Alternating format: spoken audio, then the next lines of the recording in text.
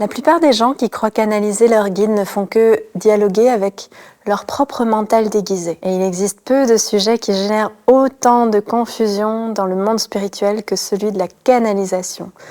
Partout, des êtres sincères croient recevoir des messages de leur guide alors qu'ils dialoguent simplement avec différentes facettes de leur personnalité.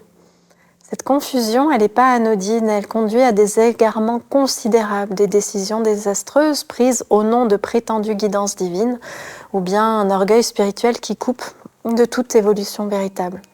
Aujourd'hui, je vous partage les clés du discernement, comment distinguer les voix de votre mental de celles de vos guides et comment reconnaître la véritable voix de votre âme. Parce que la capacité de canalisation authentique, elle existe, elle fait partie du potentiel spirituel de tout être humain évolué. Mais elle ne s'improvise pas, elle demande une préparation rigoureuse, une purification constante et ce discernement, c'est ça qui est la marque du véritable initié.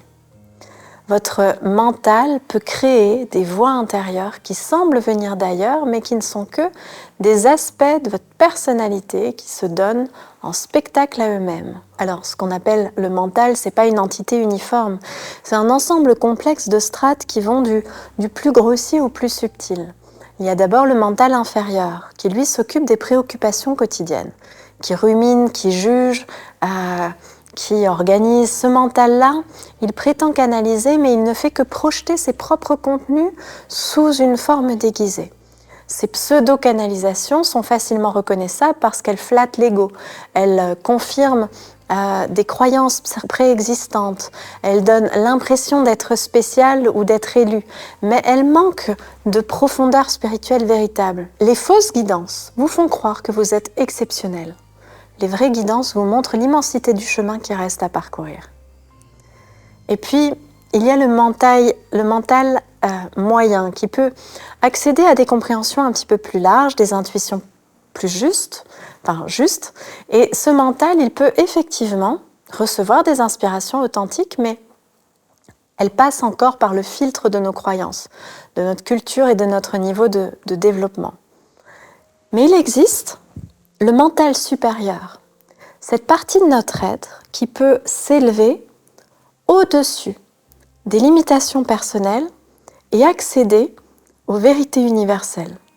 Mais même ce mental supérieur, c'est un instrument. Il n'est jamais la source ultime de la révélation spirituelle.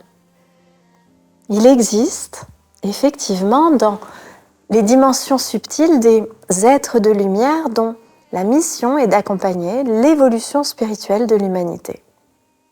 Mais ces guides ne communiquent jamais de façon grossière ou spectaculaire. Leur mode de communication privilégié, c'est l'inspiration subtile, l'intuition juste, la synchronicité. Les vrais guides ne vous donnent jamais d'ordre.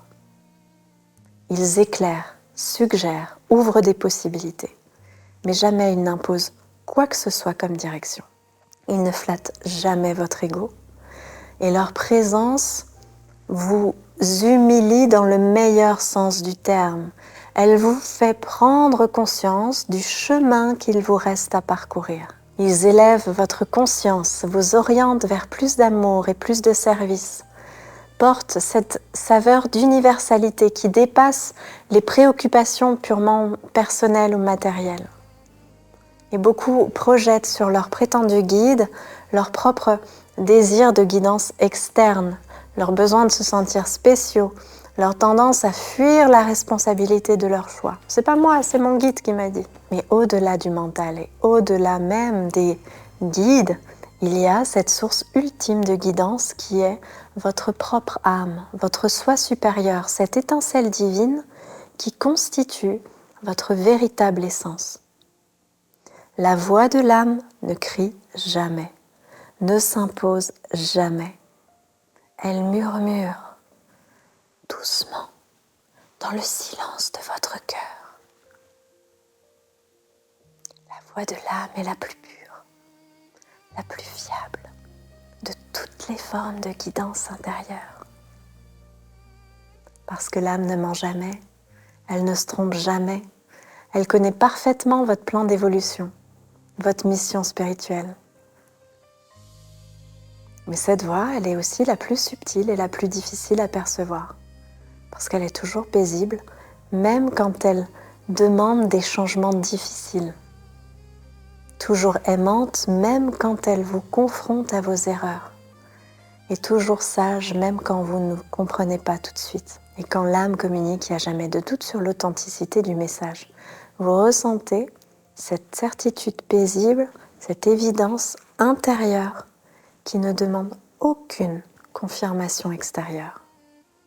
Mais pour entendre cette voix, il faut avoir développé une pureté intérieure, c'est-à-dire un silence mental profond et une capacité d'attention qui ne s'acquiert que par la pratique spirituelle.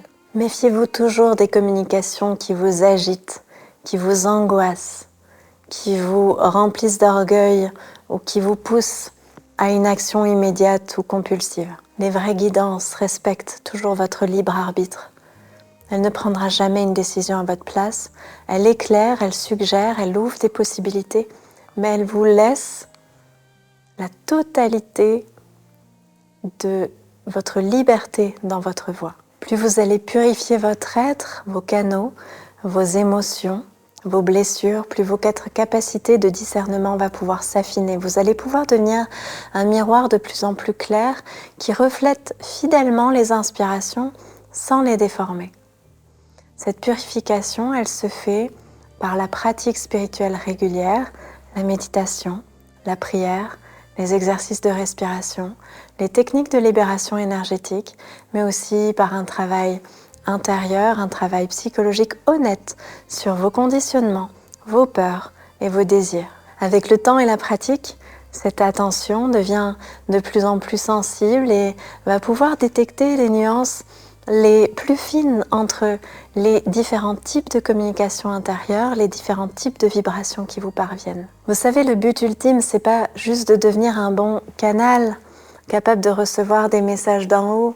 Le but véritable, c'est de devenir si aligné sur la volonté divine que vous n'avez plus besoin de guidance extérieure parce que vous êtes devenu la guidance incarnée. La plus haute forme de canalisation, c'est juste de devenir soi-même une incarnation vivante de l'amour divin. Cette réalisation, c'est ce que j'appelle la transparence divine, cet état où votre personnalité s'est totalement purifiée et tellement purifiée qu'elle est devenue parfaitement transparente à l'expression de votre soi supérieur.